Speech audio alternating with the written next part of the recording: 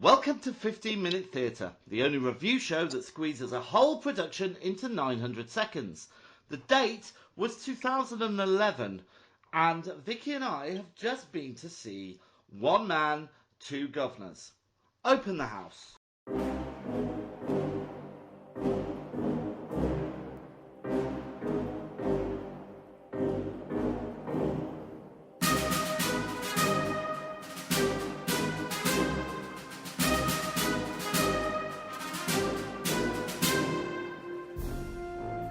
Victoria, you're multitasking. Yeah, I'm actually cooking my dinner because I know we're all on lockdown, but I'm actually very busy and I've got to make my dinner, have my dinner, and then I've got to Zoom some people. Oh, lucky you, or lucky people. What can we? I'm sure the listener would love to know what you're having for dinner. I'm making a smoked mackerel risotto. It's got some veg in it as well. So I've just got to stir my rice. So if you hear you hear this. Don't know whether you can hear that, but that is the sound of me getting the rice off the spoon. Oh, lovely. Yeah. Right, well, should we get on with it then? Yeah. I'll give you some information. It was written by Richard Bean and Carlo Godaluni. It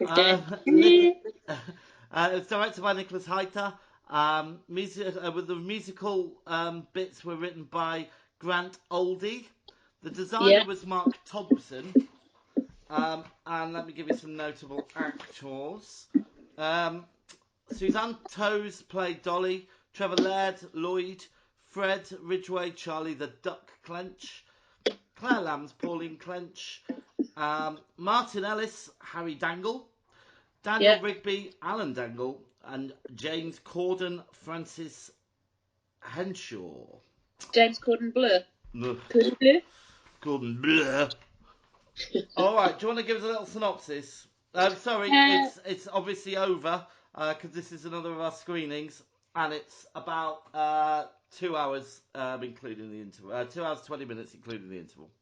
It has been on the National Theatre Live YouTube page, but I don't know whether they might be taking it down because they're putting a new one out tonight, aren't they? Yeah. But I mean, you might still be able to find it, so don't despair. So go on, give us your synopsis. So basically, it is set in the 60s. It is just doing a spoon. It is, I'd say it's a farce. It is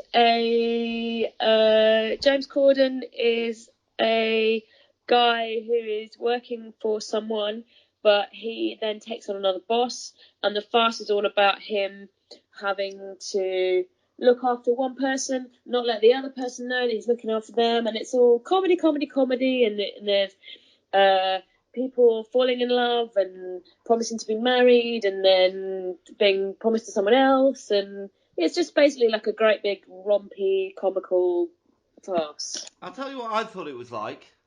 Yeah. A really poor 70s sitcom. It was really played for laughs, wasn't it? Well, not from my understanding. I hated it. I absolutely hated it. I thought it was cheesy, and I know that you see, and I can see they were trying to be postmodern with it all, with the idea, but I didn't think it was funny. I thought the characterizations were cringeworthy, and it was bad enough before James Corden turned up. And look, I have to disclaimer: I'm not a fan of James Corden. Fan of Corden, but I thought he was awful. I thought it kind of reignited everything I hate about him, really. I thought it was cringeworthy, over the top, smug. Oh, God, I hated it. I feel like they really played for laughs, and a lot of the jokes were quite obvious, and then they'd sort of pause and wait for the audience to laugh. And I read that apparently so this production is 2 hours and 40 minutes, but when it moved from the National to the West End, they basically cut down all that time of waiting for the audience reaction and made it much shorter, which I think would make a big difference. There's a lot of audience interaction, isn't there? There's a lot of them talking to the audience. Yeah, getting them up on stage. Yeah. Oh God, I just hated it. I didn't think there was anything really very intelligent about it. No. It was just, to be honest, another disclaimer here from my point of view. I did watch the first half, and that was plenty for me. Oh really? I did watch it all, but I did think it was way too long, and it was just too obvious. The gags were really over the top. Did you see the waiter? Did you see the 87-year-old waiter? Oh, I hated it. I hated it. It was like, oh, for God's sake. I hated it too. I mean, I don't know how it got to the National. Unless I kept watching it thinking, am I really missing something here? I think James Corden won a Tony for it as well, because they took it to Broadway. Well, the Tonys are American, aren't they? Yeah. Well, there you go. I don't think the Americans... Well, no, I'm sure the Americans understand theatre very well. Just in case we've got the American listeners. I doubt it, though. Well, I think that, New York's got a fantastic theatre scene. Yeah, well, I suppose we can blame all of America for James Corden. They did take him off our hands. They love him. But, wasn't he really good in the History Boys, though? Well, yeah, but, again... I think that was a good vehicle, and I think there he was actually playing a character. Here he was just like... He's playing himself. James Corden show. And yeah. It was just awful. It was like watching a really bad episode of Fawlty Towers. The one thing I'll give him, though, is he had a lot of energy. A lot of energy. That was pretty... Well, I'd have quite a bit if I was on the National, getting paid a load of money. Yeah. But okay, all right. Well, what about set and all those kind of things, costumes? I thought the set was quite good. It was set in Brighton. There was some bits inside a guy's house. There was some was set inside a pub. Some of it was on the street. I thought the set worked pretty well. Yeah. But it's obviously the style, but it could have easily been a sitcom, I think. Yeah, it looked like they looked like drawings, didn't they? But it was very clearly Brighton. Yeah, I thought the set worked well. Okay, and how about the original music? I quite like the songs. I think they were my favourite bit. Yeah, I like the songs as well. I thought they were good. I actually quite like the bit where James Corden played the xylophone. It reminded me a little bit. Yeah, it reminded me a little bit of what was it called? The one based on the Bob Dylan songs. Oh, Girl from the North Country. Yeah, now that was actually really good. Well, it was, but also, you see, the thing with that, which I thought worked, was the music, even though the songs weren't necessarily about what was going on, they felt integrated, where these just felt like fillers. They were fillers. Yeah, but real fillers between the scenes, so it didn't bring anything extra to the table. I think what they were doing was sort of just making they were emphasising that it was the 60s. I'm just going to open a bag of spinach, excuse the noise. I'll move it away from the mic / my phone. Okay, yeah, so I suppose, is there anything you liked? Anything stand out? Favourite bits? Well, there wasn't. When James Corden played the xylophone, and then I liked when one of the other characters played some horns later on, which you wouldn't have seen. No. And then one of the others played the steel drums. I think they were my favourite bits, and they were completely unrelated. So the music, all the related bits. And the other thing, it was a very enthusiastic audience, which again made me keep making me think. I mean, it was, it just didn't work for me. So to not be too harsh. I think people obviously liked it. I feel like this would have worked much better if you'd seen it live. Yeah, I should think so. And I think it probably, if you were there and all the audience were having a really good time, I think maybe it would have been more fun. You would have got more into it. And if there'd been an actor that I really liked, I suppose, in the lead role. Yeah, I tell you who I really didn't like. Yeah. The dad, Charlie. Was it Charlie? Oh yeah. Yeah. He was like proper 60s, 70s sitcom. That's what I mean. I mean, I think they were trying to go for this like ironic twist, Yeah. but there was just no kind of. It wasn't ironic. It was just what it was. It was like real family entertainment from years ago. Well, yeah, but I went recently. I'm sorry, Vicky, to break this news to you, but I went to the theatre with somebody else recently. What? I know. I went to see. My friend Sarah really wanted to go and see Only Fools and Horses, a musical. Oh. Well, yeah, but I tell you what, it was kind of like that, but I thought they did a much better job. Yeah. Well, Only Fools and Horses probably got better characters in it. Yeah. Oh, I liked the girl that played dressed up as her Yeah. her twin brother. Yeah. I liked her. Yeah, I thought she was quite good. Yeah. But there we go. All right, look, shall we take a break and then we'll come back and score it? Let's do it. All right.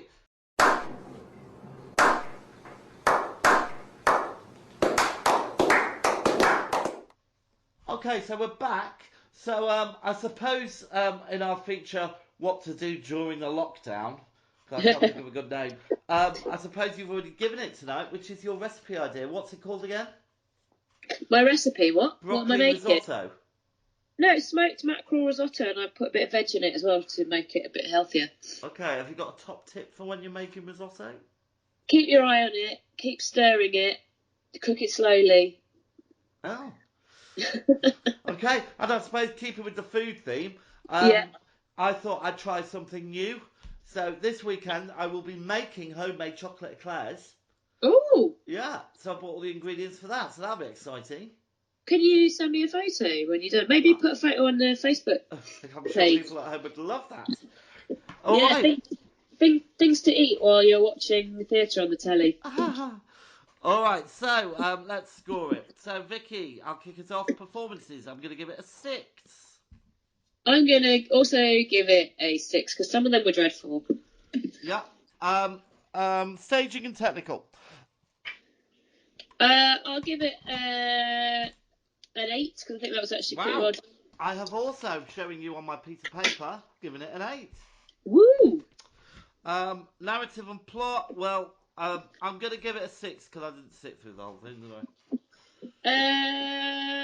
I mean, the plot was fine. It was more the sort of narrative 7. Okay. Originality. 5. I've given it a 2. Costume. 8 for me. I thought the costumes looked good. Yeah, the costumes were good. I'll go for an 8. Music. I like the music, but it didn't really fit, so I'll go for a 7. Yeah, I got a 7 from me as well. And was it worth it? Gets a 5 from me. I'm going to go for 6. Okay, so by the power of editing, I will come back in a flash with the scores. Okay, we're back. And I can tell you it gets a star rating of 3.4, which... it's not the worst, but definitely not the best. Yeah, absolutely. It goes below the Process and National Treasure, where it should be, but above Joseph, which I think is fair. It was much better than Joseph. It was much better than Joseph. Okay, well, I'm going to tell you the list of what's available, but it's my choice this time. Okay. Okay, so the choices, and these are all out there for you to find on the interweb, but you have got Rumpelstiltskin, which is a dance piece, New Tonight at the National Jane Eyre, which is brilliant. We actually saw that live. Also in real life, it is fantastic. Yeah. Also released tonight, or tomorrow, I should say, with Mr. Lloyd Webber. Oh no, it's not. Sorry, it's Jesus Christ Superstar. Yes, that is. Also, Miss Saigon's out there to rent for a couple of quid, and the Chichester Theatre Festival from the 9th of April have got a play called Flowers for Mrs. Harris. Oh. So that's a bit off the wall. But listen, Victoria, it's Easter. Yeah. So I don't think we can do Easter without doing Jesus Christ Superstar. Oh, Jesus Christ. I wonder if they're going to show the film or a film. No. They're not showing the film because you can just watch the film. Yeah. Goodness. Thank you for your embarrassment is saved by the theatre bell. Oh, thank God for that. Listen, have a wonderful risotto. Thanks. Have a wonderful eclair when you make them. Ah, yeah. We'll share our wonderful pictures for the world to see.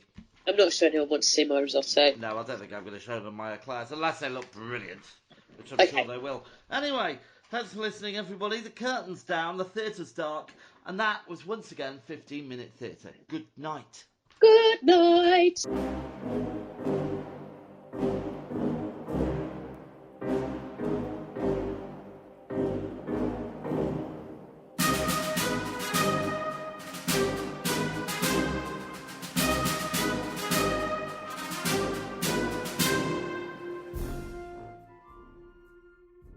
If you're brave enough to have your theatre production reviewed, please contact us at 15minutetheatre@gmail.com. Find us on Twitter and please rate and review us on iTunes. Thanks for listening.